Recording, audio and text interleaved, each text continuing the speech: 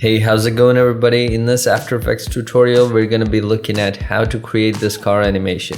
I'm going to take you through the entire process of how I bring this into Illustrator, how I separate them into layers, and how I bring it into After Effects and create this sort of a wheel rig where you can just use a null to control the rotation of the wheels.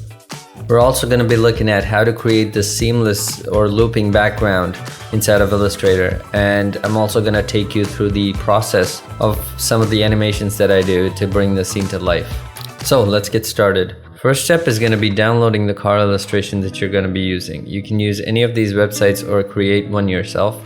I'm just going to download one from freepik.com. I'm just going to download and unzip them and open this up inside Illustrator. Once you have this open up, let's separate them into layers. But before that, let's delete some of the stuff that we don't need. For example, we don't need this trailer. Most of these illustrations would be grouped, so make sure you double click and go inside these groups before you delete or alter anything. And now we have only the illustrations that we're going to be using, so let's go ahead and separate them into layers. To do that, we're just going to be cutting the layers and pasting them to a new layer. So let's just press Ctrl X to cut the layer and create a new layer and paste this on the new layer. I'm just going to rename this as shadow. Now, as you can see, the car and the background is on the same layer. Let's cut that and paste it on a new layer. Let's also rearrange the order of the layers because the shadow is beneath the background. Okay. And now we have the car, the shadow, and the background. Now let's go ahead and separate the wheels. I'm just going to be double clicking into this group. You can also ungroup by pressing Ctrl-Shift-G. This is going to ungroup the whole illustration and you can just select the vectors that you want. But I'm just going to stick to this workflow. I'm just going to double click into these groups and cut them and paste them into new layer. And now we have the wheels separated from the body of the car. Do take some time to rename the layers and stay organized. Now I'm also going to separate these bags on the top and have them on a different layer.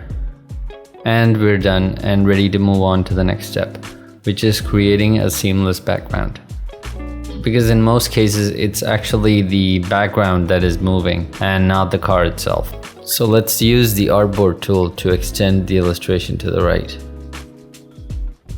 Let's hide all the layers and only have the background showing so that it's easier to work with. Just gonna hide the shadow as well. Let's alt click and drag to create a duplicate and flip it horizontally. So now let's just zoom in here and see if everything is aligned. Try to make this as seamless as possible. Let's select the point selection tool using the A key. You can select the points and just align them perfectly so that there are no gaps. I'm just gonna speed this up so that you don't have to go through the entire process. There is a weird overlap here between two gradients. I'm just gonna cover this up with shape and fill it with gradient, but you should probably use a shape builder tool to connect them. And we're done. Let's just zoom out and look at the whole illustration. Let's also go select the artboard tool.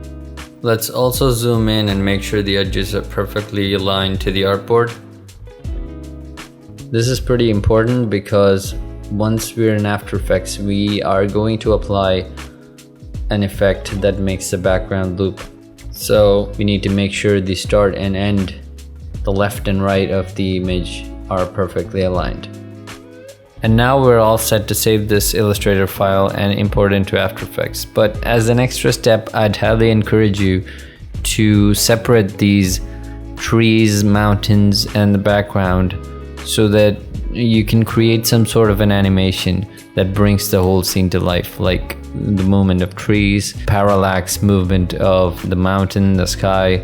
So I'd highly encourage you to do that before moving on to the next step. And now we're inside After Effects. If you did the last step, you would have an Illustrator file for the background, but I went ahead and saved that as a PNG since for the sake of this tutorial, You're not gonna add any animation to the background. Also, it's easier to work with than vectors, and it's less CPU intensive. Now we're gonna loop the background with an effect called CC Reptile. You can search this effect in the effects and presets panel, but I'm gonna use this shortcut to call up the effect. By the way, if you don't know what this is, it's an extension from Video Copilot. It's called FX Console. I'll leave the link to download this in the description. Now let's change the tiling to unfold and expand it to the right. With the layer selected, hit P on the keyboard and click on the stopwatch. This will set a keyframe.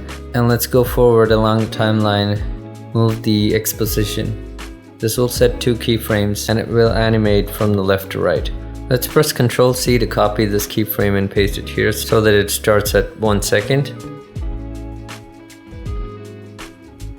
And just move ahead and create another keyframe and easy ease this keyframe so that it starts slowly and then moves a little faster. I'm just gonna adjust this keyframes a little bit.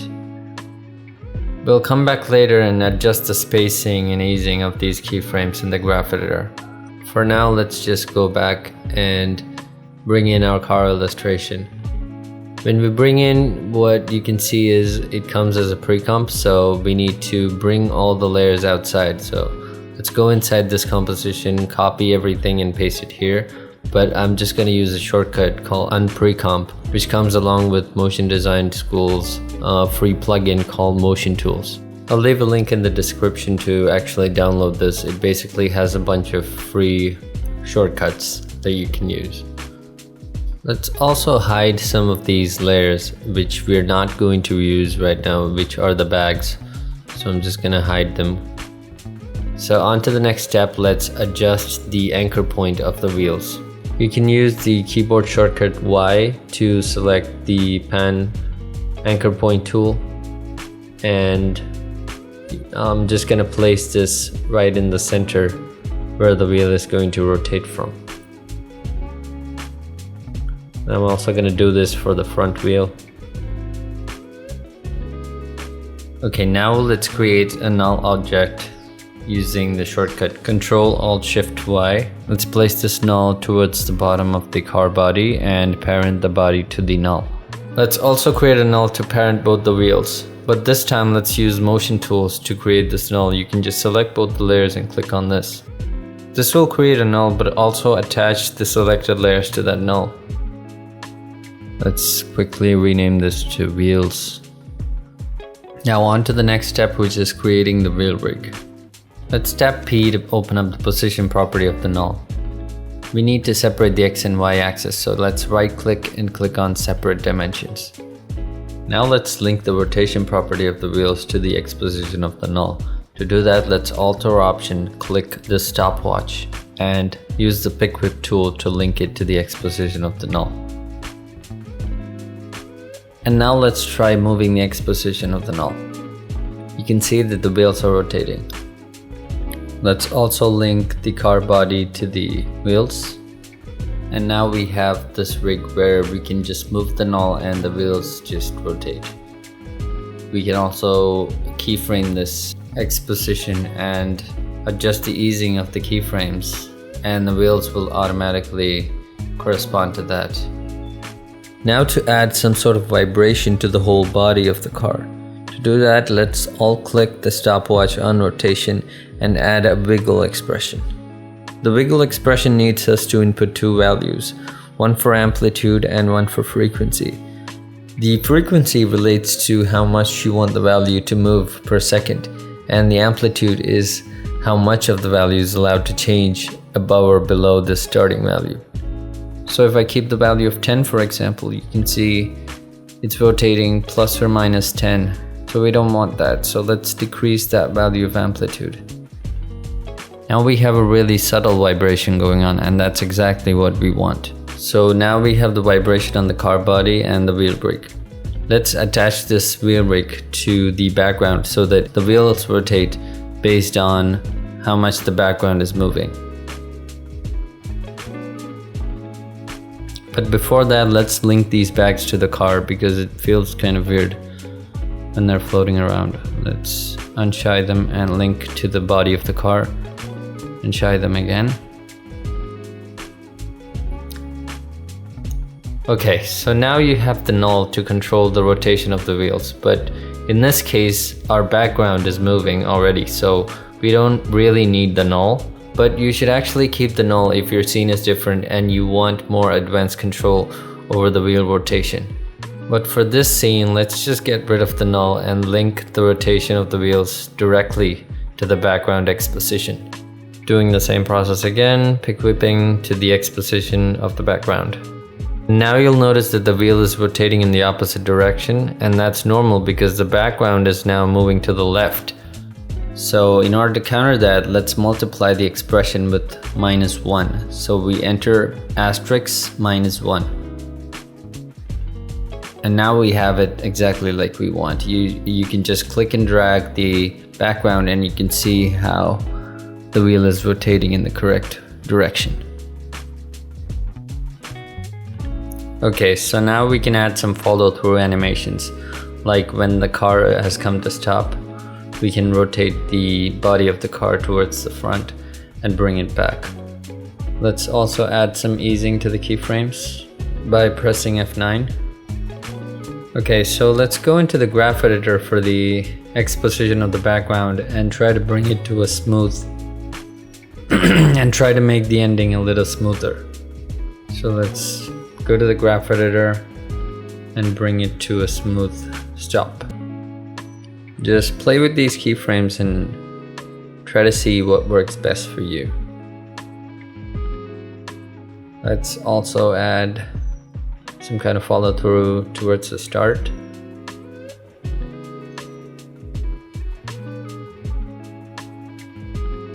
Okay, so now we're done and we have something like this. And that's basically it, but if you want to keep watching, I'm gonna add some animation to the bags and attach the vibration to a slider. I'm gonna show that now. Let's just center the access points first. Let's open up the rotation property and let's add a slider control. We should probably add it to the null and lock the effects panel. Let's add a slider. You can also look this effect up in the effects and presets panel. I'm gonna use FX console. Let's add a wiggle. Let's just link it to the slider value, and for the second part, let's add 0.4.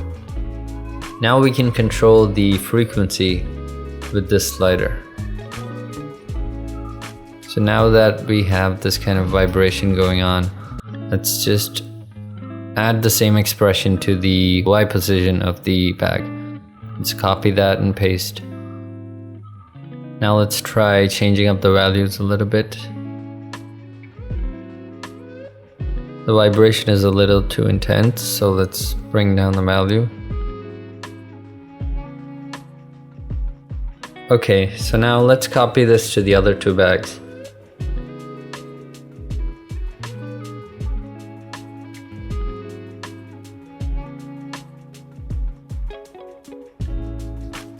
And now we have this. So to bring this to a stop when the car has stopped, let's keyframe the timer and set our values to 0 for the slider. I'm also gonna add some rotation keyframes, some follow through animation as well.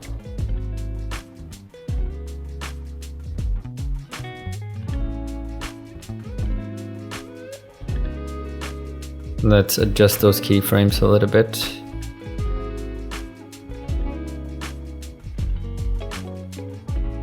And that's it. Also, you can go back into Illustrator and change anything that you want, like colors or anything, as long as you don't change the position of any layers. When you save the Illustrator file, it should update and reflect in After Effects. So remember, that's something you can do. And be sure to save your file. So yeah, that's the end of the tutorial. If this helped, please do leave a like. Subscribe if you're new, and if you have any questions, feel free to leave them in the comments. I'll do my best to answer them. I answer all my comments. Okay, so I'll see you in the next one. Bye bye.